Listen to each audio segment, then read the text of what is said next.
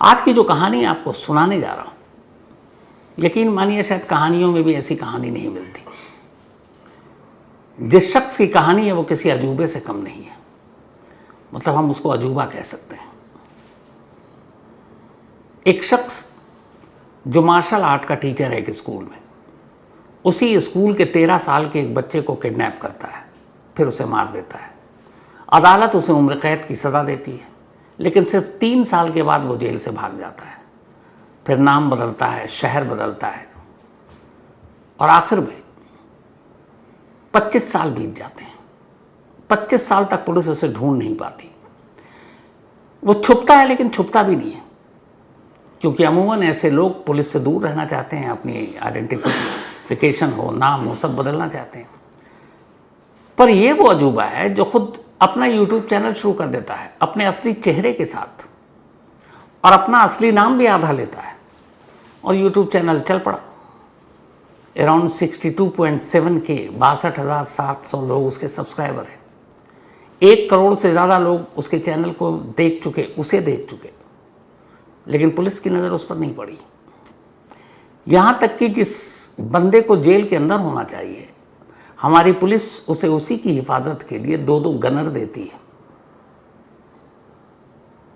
ऐसा अजूबा कहाँ मिलेगा? कमाल तो ये है कि सब कुछ होता उससे पहले ही मुंबई के एक बड़े फिल्म प्रोड्यूसर ने उसकी कहानी सुनी और उसके पास कांटेक्ट किया, और एक 15 लाख का चेक भी दे दिया कि तुम्हारी ज़िंदगी पे हम एक फ़िल्म बनाएंगे। लेकिन वो फिल्म बनती उससे पहले उसी का क्लाइमैक्स आ गया। ये कहानी एक ऐसे शख्स की है जो सिर्फ एक वजह से इतने लंबे अरसे के बाद पकड़ा गया, और वो वजह थी पॉपुलर होना, मशहूर होना। और उसी मशहूरियत के उसके जुनून ने 25 साल बाद ही सही वापस उसे उसी जगह पहुंचा दिया जहां उसे होना चाहिए था। सोशल मीडिया पर एक नाम तैर रहा है पिछले काफ़ी दिनों से, आपने सुना होगा, एक्स मुस्लिम सलीम वास्तिक, और इसी नाम से एक यूट्यूब चैनल है सलीम वास्तिक। अब ये वास्तिक शब्द हम सब जानते हैं कि एक होता नास्तिक, एक होता आस्तिक, तो शायद उसी के बीच का उसने एक शब्द निकाला वास्तिक। इसको हम वास्तविक से भी जोड़ सकते हैं, हकीकत, सच्चाई। तो जैसे ये नाम आया इस चैनल के साथ, एक्स मुस्लिम मतलब एक मुसलमान जिसने मुसलमान धर्म छोड़ दिया, तो तरह तरह के लोग भी आए उसके साथ जुड़े, और उसने दुश्मन भी बना लिया अपने। लेकिन लोग उसे देख रहे हैं। ये वो शख्स है जिसके चक्कर में 2 लोगों का इनकाउंटर भी हो गया। अब एक कातिल, एक किडनैपर, उम्र कैद की सज़ा पाने वाला, क्या क्या उसने नहीं कर दिया, और क्या मजाल जो पुलिस उसे पहचान ले। ये कहानी है सलीम वास्तिक की, असली नाम सलीम खान। इस कहानी की शुरुआत होती है 31 साल पहले, 1995 से। 1995 20 जनवरी की तारीख थी, 20 जनवरी 1995। दिल्ली के दरियागंज में एक स्कूल है, रामजस स्कूल। इसी स्कूल में सलीम खान, पुराना, आज का सलीम वास्तिक और उस ज़माने का सलीम खान, इस स्कूल में एक मार्शल आर्ट टीचर हुआ करता था, बच्चों को मार्शल आर्ट सिखाता। 20 जनवरी को इसी स्कूल में पढ़ने वाले 13 साल के एक बच्चे संदीप को किडनैप कर लिया जाता है। संदीप के फादर सीताराम दिल्ली में ही एक सीमेंट के बिजनेसमैन थे। जब संदीप घर नहीं लौटा, घर वालों ने शिकायत की, पुलिस में रिपोर्ट लिखाई। पुलिस ने फ़ौरन किडनैपिंग का मामला दर्ज किया, जांच शुरू कर दी। जब जांच शुरू की स्कूल के इर्द गिर्द से, क्योंकि वह स्कूल के बाहर से ही किडनैप हुआ, तो कुछ आई विटनेस मिले, चश्मदीद। उन्होंने कहा हाँ, उन्होंने संदीप को देखा, उस बच्चे को आखिरी वक्त में एक रिक्शे पे जाते हुए, और उसके साथ एक लंबा चौड़ा शख्स था। अब पुलिस ने पता किया है लंबा चौड़ा शख्स कौन हो सकता है। फिर कुछ चश्मदीद ने कहा कि वो बच्चा जब रिक्शे पे जा रहा था तब एक शब्द सुना उन्होंने, मास्टर जी। अब पुलिस के सामने 2 क्लू आई विटनेस के हिसाब से, एक जो आखिरी वक्त में बच्चे के साथ था वो एक लंबा चौड़ा शख्स था, और दूसरा मास्टर जी। इसका मतलब है वो शायद स्कूल का कोई टीचर होगा, क्योंकि बच्चे को जबरन नहीं ले जा रहा, बच्चा अपनी खुशी से उसके साथ जा रहा है। तो पुलिस ने सबसे पहले स्कूल के टीचर पर ज़ीरो इन किया। अब उनके सामने एक ही चीज़ था कि ऐसा कितने टीचर हैं जो अच्छे खासे लंबे चौड़े हों। जब वहाँ के लोगों से बात की तो पता चला कि एक टीचर है जो मार्शल आर्ट सिखाते हैं और अच्छे खासे लंबे चौड़े हैं। टाइमिंग पुलिस ने पता किया तो पता चला कि उसी वक्त जब स्कूल से बच्चा निकला वो भी निकला। नाम था सलीम खान। पुलिस ने स्कूल से एड्रेस लिया, दिल्ली का ही एड्रेस था। पुलिस उस एड्रेस पे पहुंची, सलीम खान घर पर था। पुलिस ने उसे गिरफ्तार किया। गिरफ्तार करने के बाद अब पुलिस ने पूछा कि बच्चा कहाँ है। इधर सलीम खान तक पुलिस पहुंचती उससे पहले एक और कहानी हुई। जब बच्चा किडनैप हुआ 20 जनवरी 1995 को, उसके अगले दिन सुबह 21 जनवरी 1995 को बच्चे के फादर सीताराम के पास एक फ़ोन आया। फ़ोन करने वाले ने कहा कि आपका बेटा संदीप मेरे कब्ज़े में, हमने उसे किडनैप किया और हमें 30,000 रुपये चाहिए।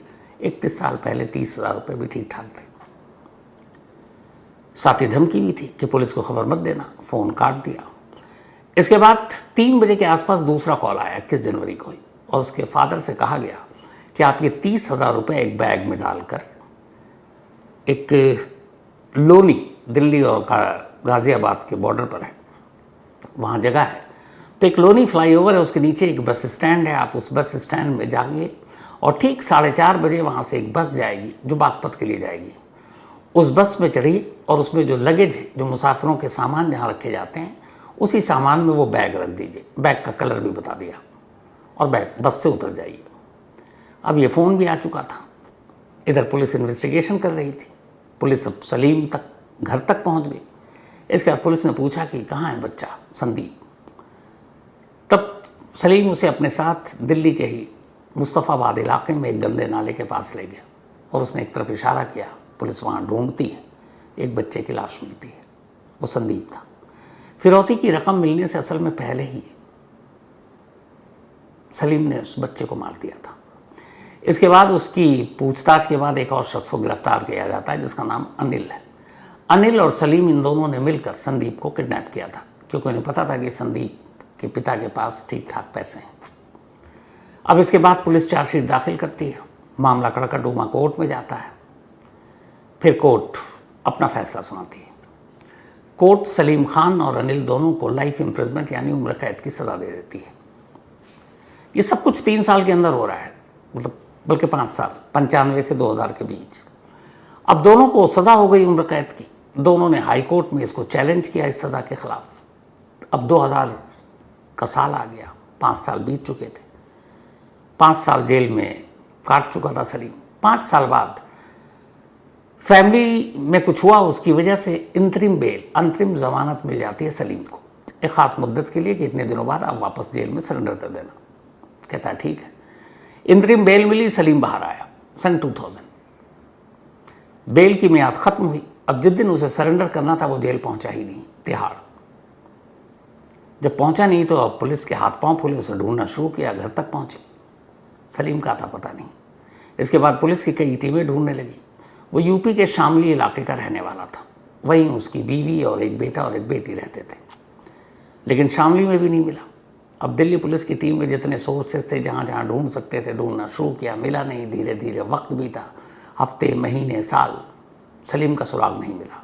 बीच बीच में पुलिस की टीम शामली ज़रूर पहुंचती कि शायद वो अपने घर वालों को कांटेक्ट करने आया हो। कुछ साल के बाद जब पुलिस शामली पहुंची तो वहाँ गांव में सलीम के रिश्तेदारों ने पुलिस को बताया कि वो तो मर गया और हमने इसी गांव में उसे दफना दिया। इसके बाद कई और बार पुलिस गई। हर बार पुलिस को यही खबर मिलती कि सलीम मर गया और उसे दफना दिया। अब इस खबर को शायद पुलिस ने भी सच मान लिया। उसके बाद धीरे धीरे अब सलीम और उसके केस को भूल गए। वक्त बीता। इधर सलीम जेल से भागने के बाद चूंकि फैमिली के साथ रह नहीं सकता था, यहाँ से करनाल जाता है। करनाल में वो एक अलमीरा बनाने वाली फैक्ट्री में काम करता है, नाम बदल कर। फिर कुछ वक्त वहाँ रहता है, फिर करनाल छोड़ देता, अम्बाला जाता है। अम्बाला में भी एक और नया नाम रखता है और यही अलमीरा बनाने का काम करता है। इधर शामली से उसे सारी रिपोर्ट मिल रही है कि पुलिस आ रही है और उसने अपने आप को डेथ यानी कि मुर्दा डिक्लेयर करवा रखा है गाँव में। पुलिस को भी लगा कि अब वो मर चुका, क्या उसके पीछे भागना। 10 साल बीत गए। 2000 में भागा था, 2010 आ गया। अब जब 2010 आ गया, सलीम को लगा कि अब तो वो मुर्दा करार दिया जा चुका है। पुलिस वाले भी अब आ नहीं रहे गाँव में, मतलब पुलिस भूल गई। टीमें बदल गई, पुलिस अफसर बदल गए, कौन याद रखेगा। 2010 में सलीम फैसला करता है कि अब पुलिस उसे पकड़ नहीं पाएगी, चलो वापस।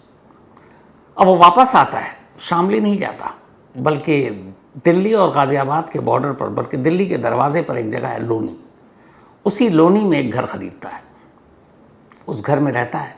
फिर धीरे धीरे जब देखता है कि बिल्कुल सुकून है, कोई सुगबुगाहट नहीं, पुलिस की आहट नहीं, तो अपनी बीवी और दोनों बच्चों को भी बुला लेता है लोनी, और अब पूरा परिवार एक साथ एक ही छत के नीचे रह रहा है। 10 साल बाद वो यहाँ आया, धीरे धीरे फिर वक्त रेंगते हुए आगे बढ़ा। अब 2025 आ गया। उस बच्चे की किडनैपिंग और कत्ल के मामले में सलीम को भागे हुए 25 साल हो चुके थे। 2000 में भागा, 2025 आ गया। अब सलीम पूरी तरह से कॉन्फिडेंट था कि इस जन्म में पुलिस उसे अब पकड़ नहीं पाएगी। अब वो अपनी ये भी भूल गया कि वो शायद एक भगोड़ा कैदी है, कातिल है, किडनैपर है, तो वो अपनी मस्त ज़िंदगी जी रहा है। फिर 2025 में अचानक उसे ख्याल आया कि बहुत जीली ज़िंदगी, चलो अब कुछ पॉपुलर होने का काम करते हैं, कुछ मशहूर होने का काम करते हैं। तब तक सोशल मीडिया, ख़ासतौर पर यूट्यूब और फेसबुक हर हाथ का खिलौना हो चुका था। उसे लगा कि सोशल मीडिया का इस्तेमाल करते हैं, कुछ पॉपुलैरिटी गेन करते हैं। उसने कहा यूट्यूब चैनल शुरू करते हैं, लेकिन चैनल कहाँ से चला ले, उसके लिए कुछ होना चाहिए डिफरेंट।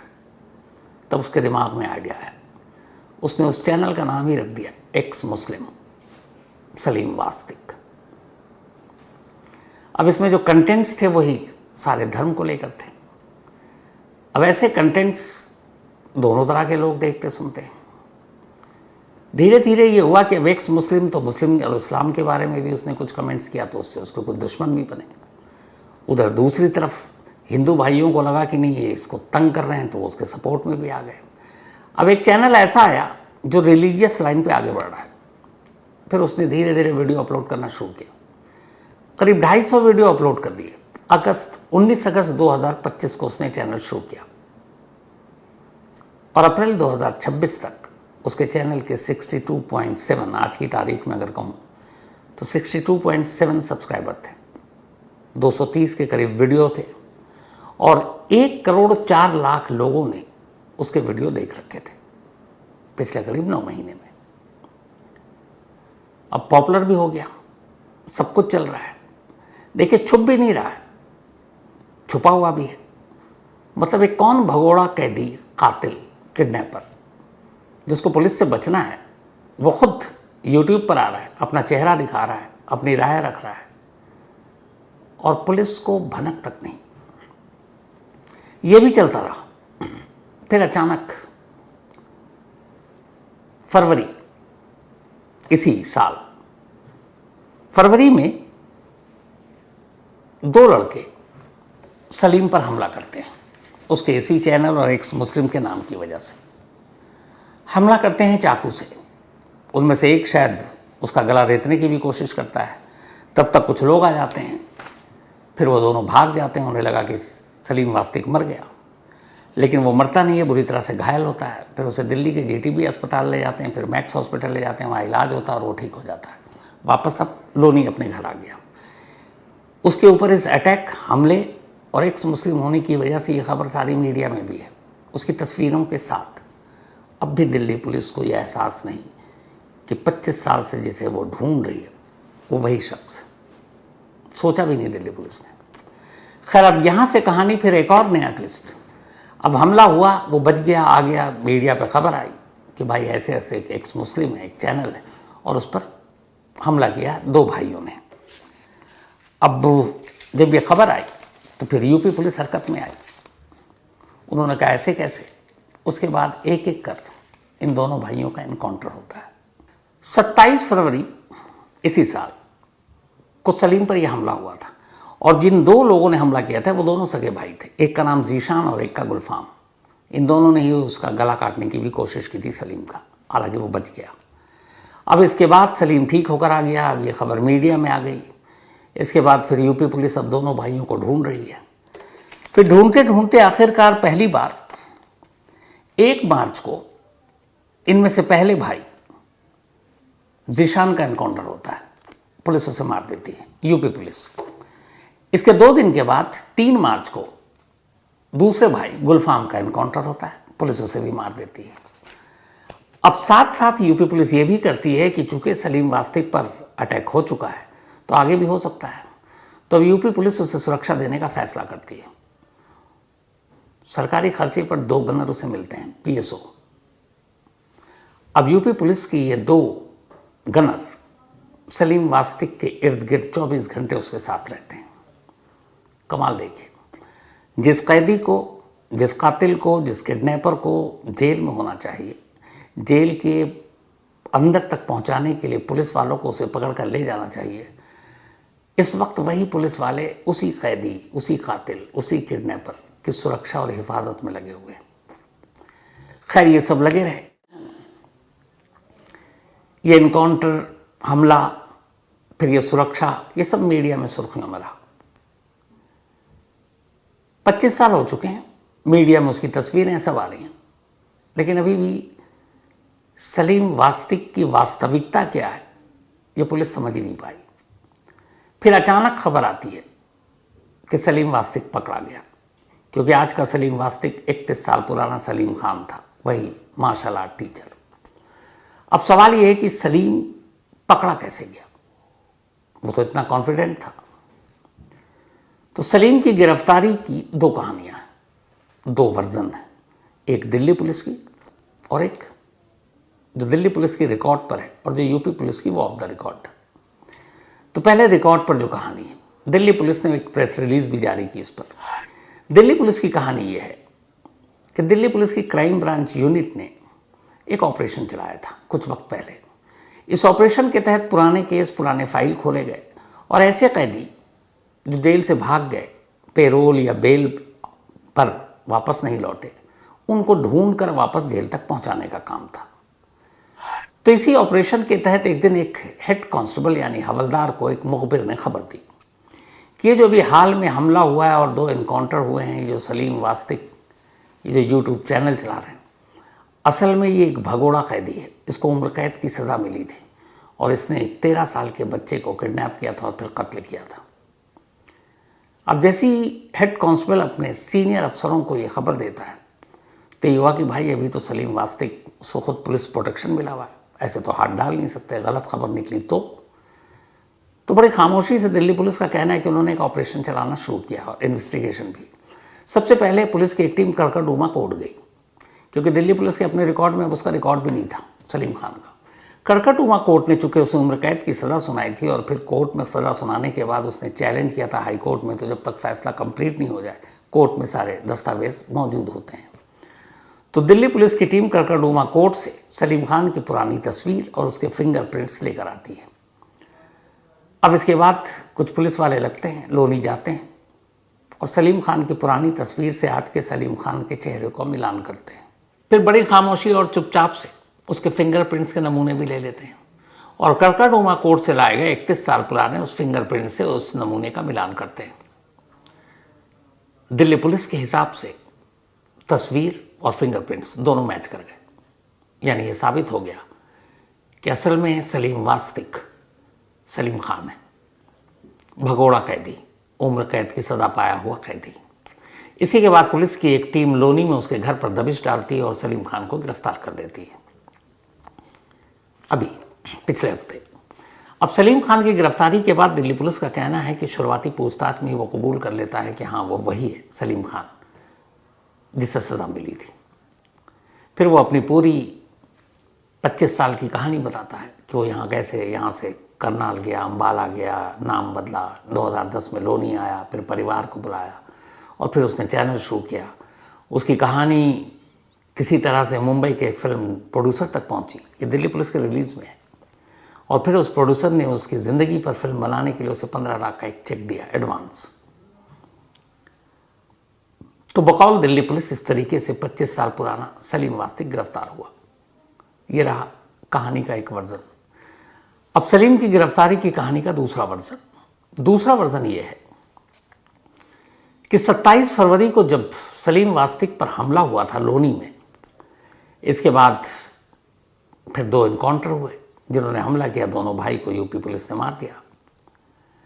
लेकिन ये था कि अब सलीम वास्तिक पर फिर से हमला हो सकता है। सलीम वास्तिक ने गुहार भी लगा दी सीधे पुलिस से।